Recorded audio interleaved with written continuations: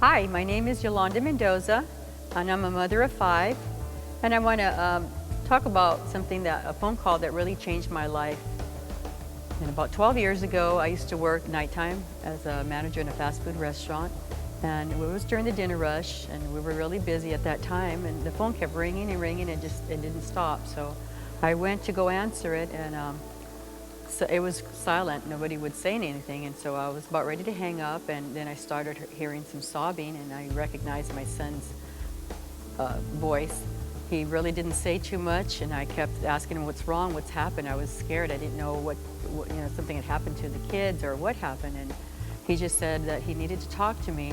So I went over there after I got off of work, and I knocked on the door, and I went into his room, and he just broke. He started crying, and he really couldn't tell me what was going on, and I just, my anxiety was growing. What's happening, and that's when he told me that, "Mama, I have HIV," and the despair in his face, the agony. I mean, I can't even find words to express what was on his face, and things just was running through my mind. It just like I was shocked.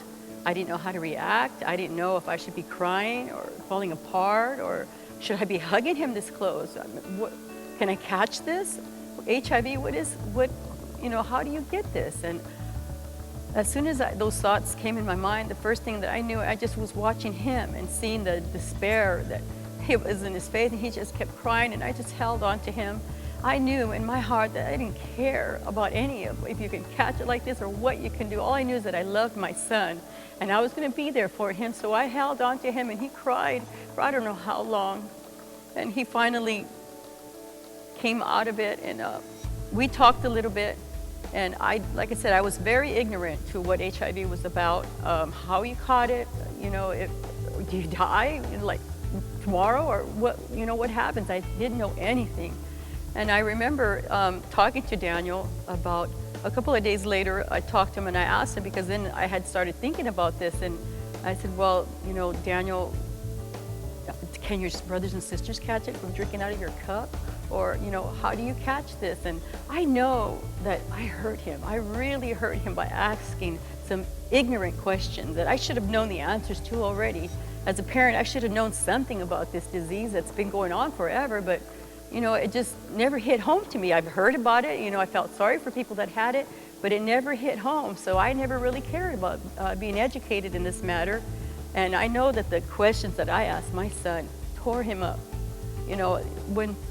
When people find out that you're HIV positive, they treat you different. They treat you like if you have leprosy or something. They don't want to have anything to do with you. They're scared. There's a stigma to this, and I was part of that because I was ignorant as far as knowing how do you get this, how do you get rid of it, or anything.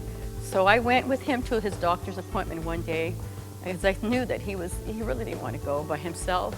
He told me a couple of times, when he went to the clinic, that how people treated him and stuff. And I was already had my backbone up. Nobody was going to treat my boy like that. And so I went with him, and I went to the doctor's office, and I went inside the doctor's office alone, and I talked to him, and I asked him questions. How can you catch this? What can we do? Is there any cure for it? Everything that I had to know and I had to get off my chest to find out. I asked the doctor, and he answered the best that he could, but still that wasn't enough. I ended up getting some books and reading upon it, getting online and finding out a little bit more, all I can know on this, so that way I can know how to talk with Daniel and be able to encourage him. And I did.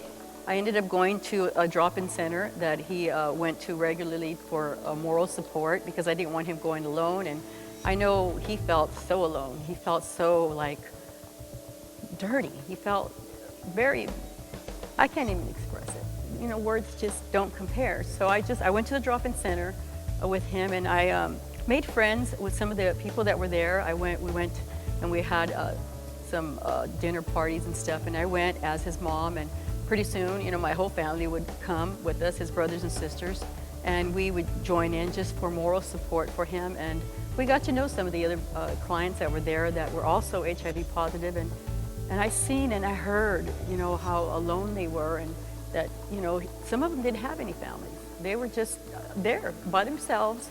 They didn't want to really come and attend functions because, you know, if they caught the bus there, people made fun of them. And, you know, it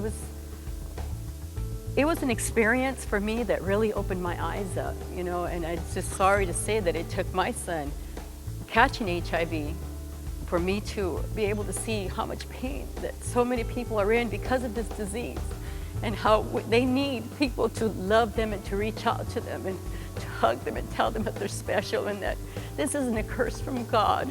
And it's not a death sentence either. That, you know, we do love you and you are worth something, and we want to be your friend.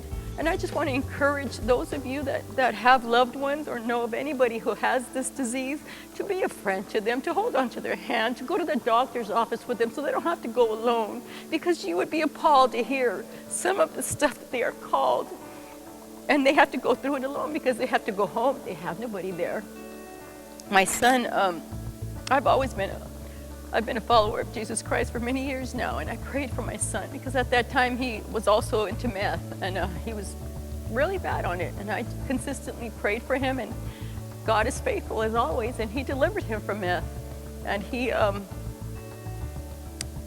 he started going to church and getting a little bit stronger. He started taking his medications again, which he never bothered to before because he was so busy doing drugs that he didn't care about his medicine. Actually, he didn't even care about anything, about living. He just didn't care. But with God, when God came into his life, he did start caring, and he did start improving, and he did start taking his medication. But then he went back again. It was a back and forth thing. And 5 years ago, the doctors told him that he had full-blown AIDS. And again, that was a difficult time for him. And we were still there. I was still there. I was not going to leave him. His family was there. His brothers and sisters loved him and told him that they loved him. And he went through it. He came back. He is now the founder of the Red Ribbon AIDS Project, and here he is.